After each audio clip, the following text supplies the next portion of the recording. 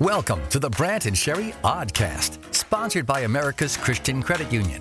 To order Brant's latest book, Life is Hard, God is Good, Let's Dance, or to find out more about the show, go to BrantHansen.com.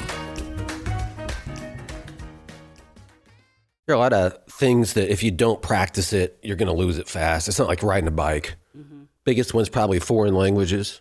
You study it. I still have a pretty good French accent, but if I know more than one word. But you did study it at one time. I could say, où est Sylvie à la piscine? What is that? It means, where's Sylvie? She's at the swimming pool.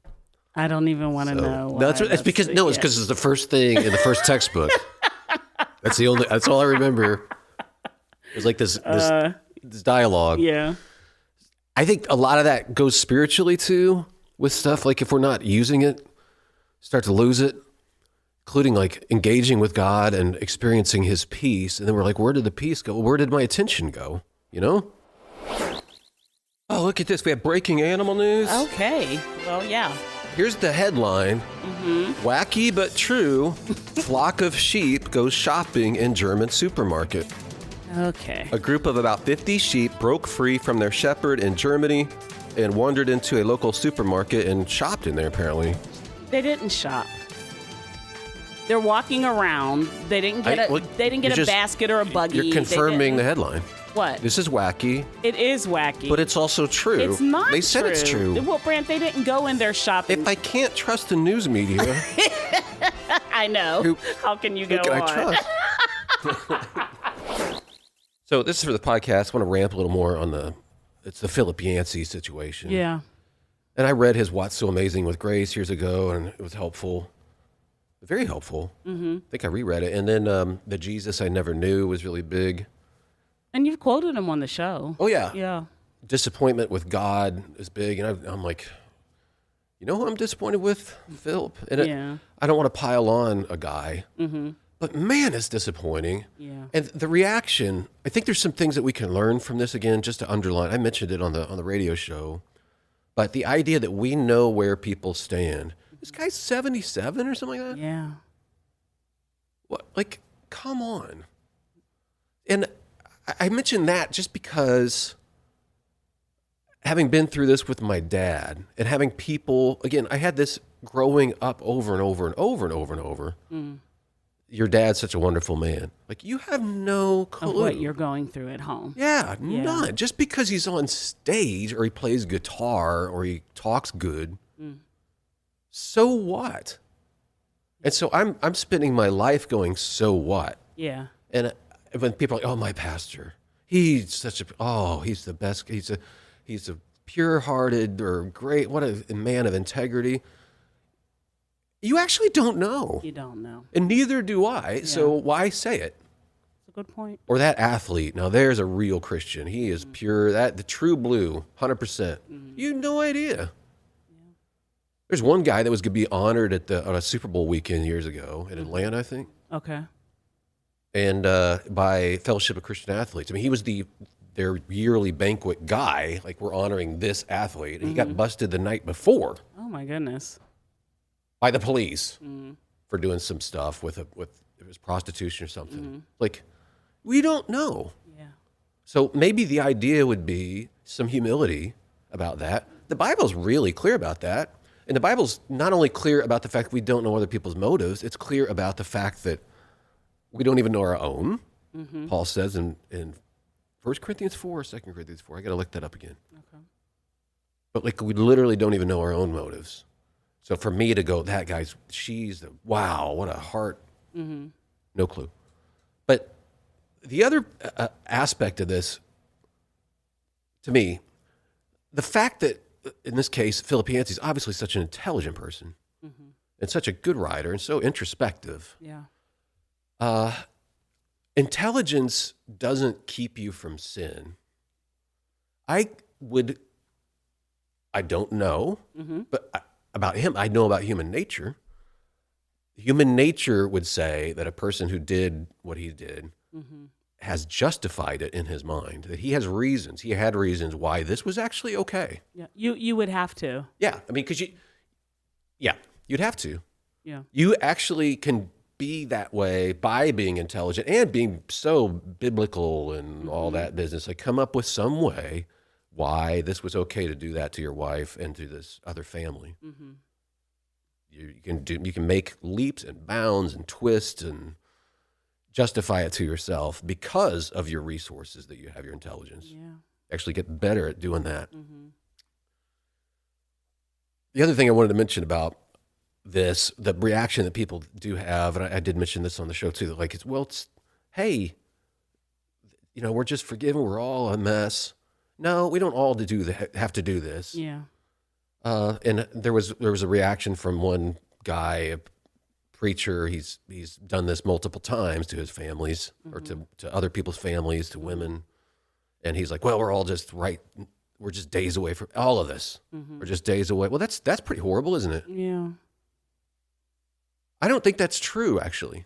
And if it were, is grace not enough to begin to change our character and transform us, so that if you were 3 days away from it, I mean, are you going to be 5? Are you going to be 10? Are you going to be 12? Are we getting better? Or is it just all of us are always on the brink of... How about murder? Yeah. Why is it just this? I mean, are all of us? We're just 2 hours away from killing somebody. I mean, we're all broken, right? 2 hours. Wait, dude, what'd you say? Right. I think you've got a problem. If you told me that we're all just hours away, we're all 48 hours from stabbing somebody, I would be like, what? What? When? You are. Yeah. You are. Speak for yourself, sir. That's kind of how I feel about this too. Like if you want to say that the typical 77-year-old, like in Yancey's case, they're all just a couple days away from throwing away their 55-year-old marriages. I don't think that's true. I hope not. Or is it actually off the table for some people because they've actually grown and become a different sort of person for whom that's not a big issue. We're not just broken like everybody else and then we get forgiven and get to go to heaven. Our character actually can change. I hope so. I love what you've been talking about, the theme you have had recently on the show about eternal life beginning now, and that this new life begins now, and I get to transform and be more like Jesus now. Right. And isn't that biblical language? Yes, it is.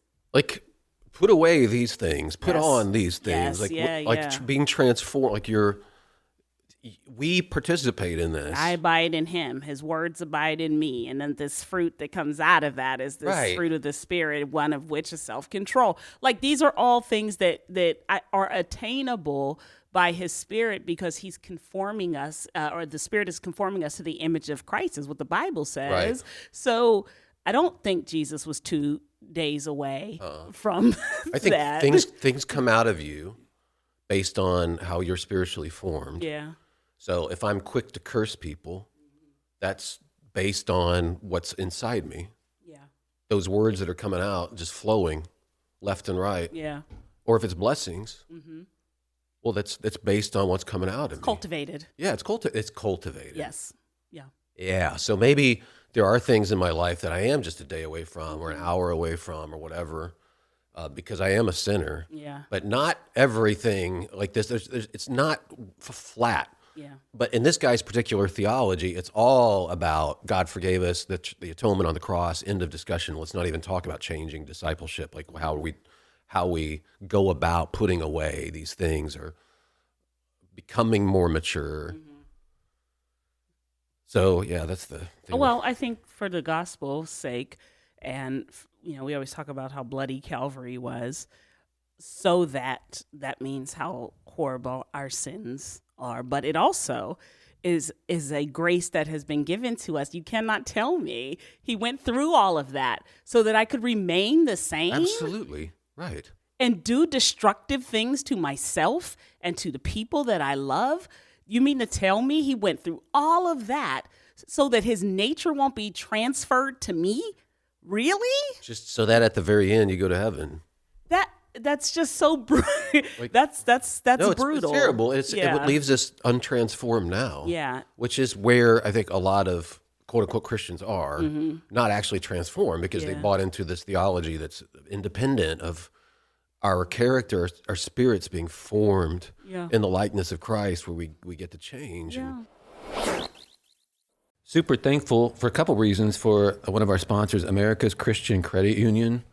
And if you don't bank with them, I recommend it. Mm-hmm. Sherry and I both do. Yeah. And they have a thing now where on your checking account, you can get like 4% on your Wow. checking account. Like, that's free money, in my opinion. Yeah. Up to $15,000. So, yeah, you might want to take advantage of that. All you have to do is go to americaschristiancu.com/Brant. americaschristiancu.com/BRANT. We talked about this with the love chapter, like love doesn't envy, for instance. Love, and so we look at that, and I was even taught in church years ago, put your own name in there instead of love. Yeah. Brant doesn't envy. Brant doesn't boast. Like, so I need to not envy. Okay, here I go. I'm not going to envy. It doesn't work that way. Yeah. Don't put your name in there. Love doesn't envy. So how would I live a life where I'm not full of envy? I'm full of love. Yeah. And now as I love people, I'm different. So I'm more patient. I'm more like all that whole list of what love does. Well, that's love. Yeah. That's God. But it's me being transformed. It is. And it means I'm drawing on the love that he has for me constantly. And that my attention is constantly on that. I just started have you ever heard of New Mercies? I hate to say it because then someone's going to be like, that's heretical, and it always has been. It's every time you say somebody, but it's I won't. Paul David Tripp. Okay. Yeah, I've heard his name. New Mercies devotional. Okay. And it's listen, I did the introduction and I was weeping because he was talking about that, about remembering and how remembering. He said, we need to remember remembering is spiritual warfare, and the fact that the grace that we need to be transformed, Grace to be transformed means we need the Gospels, looking through, drawing from God. And he said, and if we don't, this is what he said, if we don't, something else will take our attention, and that will fill us up. That's right. And then that's the lens we will use. And so when you say, oh, we're only this or we're only that, well, that's the lens, right, that you're using for whatever reason. I saw this quote. You made me think of this. When you drink water from a cup, it becomes part of you. When water falls on you like rain, it evaporates a few minutes later. Similarly, thoughts can be consumed or dismissed. Is this thought nourishing? Is this feeling something you should drink? Or is it more like getting caught in the rain? You always feel the rain, but you don't have to drink it. You can let the thought pass. In a few moments, the sun will return. You don't have to claim everything you feel. That's from James Clear, the Habits guy. He's not even a Christian Really good setting, but yeah, it is really good. It's like, again, what am I cultivating? And that will determine what I'm an hour away from or 3 days away from. So true. And there's no way around that. Last thing I wanted to say about, I'll just leave I will it. say his wife. Can I say his wife and just think about? Yes, please do. There's in these situations, it's always unnerving to me how much the person who has been wronged gets lost in the shuffle when it's a high-profile person who is the person who inflicted the injury. So we get caught up in a bunch of blogs and things about that, and not think that there is a person on that other side who found out in a way worse way than we did, and it broke a lot more trust than our trust of reading a book, right? Well, she said so. I saw the statement from her. It was really good. Yeah, I did. did. Like, I'm devastated. Yeah.